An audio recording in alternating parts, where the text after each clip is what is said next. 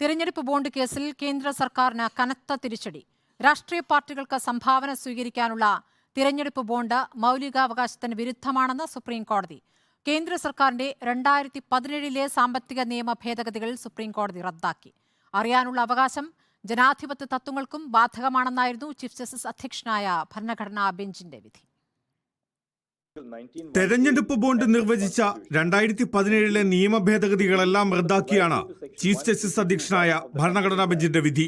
Chief ജസ്റ്റിസിനെ അനുകൂലിച്ച് justice Sanjeev ഖന്നയും പ്രത്യേകം വിധിന്യായം എഴുതി. തെരഞ്ഞെടുപ്പ് ബോണ്ടുകൾക്ക് ഭരണഘടനാ സാധുത ഇല്ലെന്നാണ് ഭരണഘടനാ ബെഞ്ചിന്റെ ഐകകണ്ഠേനയുള്ള വിധി.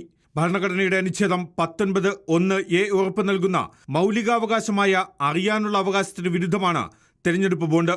കള്ളപ്പണം നിയന്ത്രിക്കാൻ തെരഞ്ഞെടുപ്പ് ബോണ്ട് മാത്രമല്ല ഉപാധി. കള്ളപ്പണം നിയന്ത്രിക്കാൻ വേണ്ടി പൗരന്റെ അറിയാനുള്ള അവകാശം ലംഘിക്കാനാവില്ല.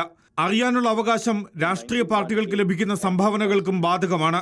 രാഷ്ട്രീയ പാർട്ടികൾക്ക് നൽകുന്ന സംഭാവനയ്ക്ക് സ്വകാര്യത അവകാശം ബാധകമാവില്ല.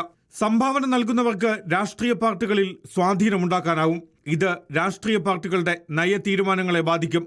ഈ സാഹചര്യത്തിൽ കമ്പനി നിയമം, RBI നിയമം, ജനപ്രാതിനിധ്യ നിയമം, നികുതി നിയമം എന്നിവയിൽ വരുത്തിയ സാമ്പത്തിക നിയമ ഭേദഗതി ഭരണഘടനാപരമായി നിലനിൽക്കുന്നതല്ല.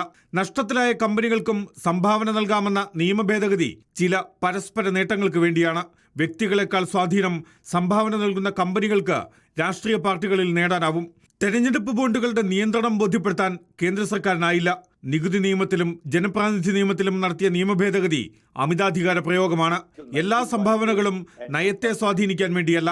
രാഷ്ട്രീയ പാർട്ടിയെ പിന്തുണയ്ക്കാൻ സംഭാവന നൽകുന്നതും നേട്ടത്തിനു വേണ്ടിയുള്ള സംഭാവനയും വ്യത്യസ്തമാണ്. തെരഞ്ഞെടുപ്പ് ബോണ്ട് വഴി സംഭാവന നൽകിയവരുടെ വിവരങ്ങൾ SBI കേന്ദ്ര തെരഞ്ഞെടുപ്പ് കമ്മീഷന് നൽകണം. 2017 മുതലുള്ള സംഭാവനകളുടെ വിവരങ്ങൾ തെരഞ്ഞെടുപ്പ് കമ്മീഷൻ മാർച്ച് 13 വെബ്സൈറ്റിൽ പ്രസിദ്ധപ്പെടുത്തണം എന്നുമാണ് സുപ്രീം കോടതി ഭരണഘടനാ ബെഞ്ചിന്റെ നിർദ്ദേശം.